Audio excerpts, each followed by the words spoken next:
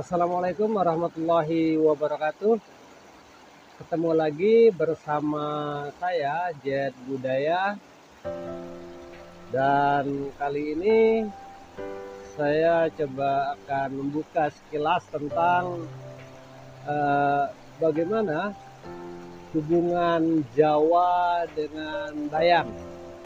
Nah, kalau di video sebelumnya itu hubungannya terkait dengan kalender lokalnya, tetapi untuk saat ini kita akan coba membuka hubungannya dilihat dari aksaranya.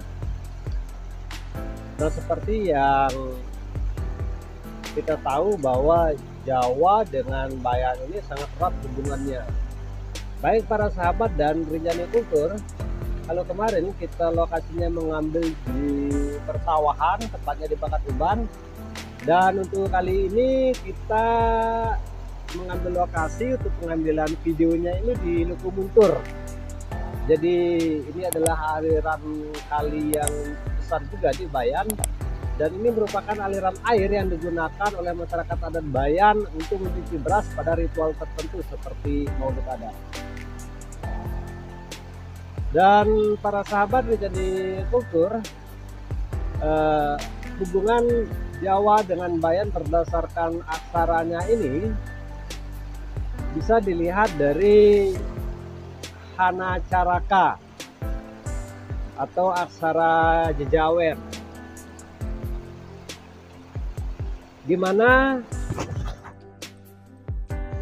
aksara Jejawen itu ada 19 dan bisa dilihat pada layar ini ada Hana Caraka, Data Sawala, Maga Batanga, pada jayanya. Nah, hanya saja kalau di Jawa itu biasa menyebutnya dengan Hana Caraka, Data Sawala, pada jayanya, Maga Batanga. Nah, di situ perbedaannya. Jadi di Jawa itu pada jayanya terlebih awal baru Maga Batanga. Nah, sementara di Lombok Maga Batanganya dulu baru pada jayanya. Nah, memang berdasarkan salah satu situs yaitu merdeka.com, di sini ternyata aksara ini memiliki kesejarahan dari Aji Saka, di mana dalam situs tersebut menyatakan bahwa ada 3 fase bagaimana tulisan aksara ini muncul.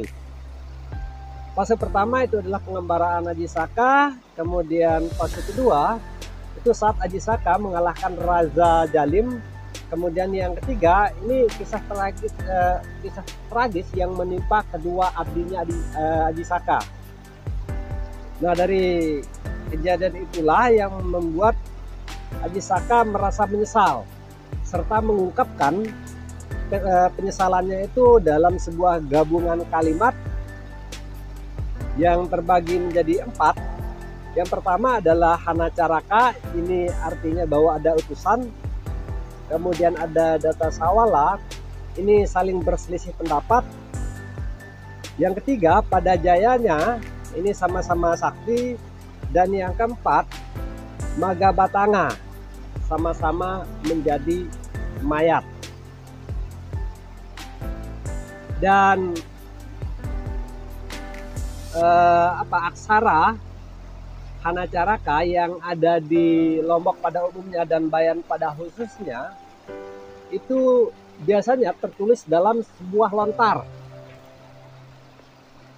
Nah, lontar-lontar ini akan dibacakan pada ritual tertentu. Kalau kita di masyarakat Bayan itu lontarnya biasa dibacakan pada saat potong rambut atau mengkuris. Ada juga pada proses kitanan, gawe beli, dan lain-lain. Nah, lontar-lontar ini dibaca pada ritual tersebut dengan menggunakan tembang. Dan tembang itu pun sama persis dengan yang di Jawa. di mana terdapat ada 11 tembang yang digunakan untuk membaca lontar. Nah, tembang ini sebenarnya untuk apa ya, menggambarkan situasi atau sesuatu kisah yang terjadi dalam lontar tersebut. Nah, 11 tembang tersebut ada, yang pertama adalah Mas Kumambang, kemudian ada Mijil, yang ketiga ada Kinanti, yang keempat ada Sinom, yang kelima ada Asmarandana, yang keenam ada Gambuh, yang ketujuh ada Dangdang, kemudian yang kedelapan ada Durma, ke-9 ada Pangkur, 10 ada Megataruh, dan 11 Pocung. Nah, itulah kira-kira gambaran terkait dengan hubungan antara Jawa dengan Bayan dalam aksara ini.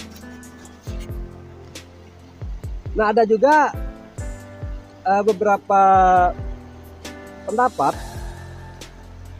kalau di Jawa itu ada sedikit yang berbeda. Artinya kalau kita di Lombok atau di Bayan itu menyebut Hana Caraka, nah di Jawa nyebutnya juga ada Hona Coroko. Nah, tetapi ini pada perbedaan dialek saja. Nah, pada poin utamanya ini adalah hubungan yang sangat erat. Baiklah para sahabat Rinjani Kultur. Nah, saya yakin hubungan-hubungan yang lain masih ada. Dan dalam video kali ini membahas tentang aksara dan tembang. Dan apabila ada pendapat, kemudian hal-hal yang lain yang ingin disampaikan, bisa ditulis di kolom komentar di video ini.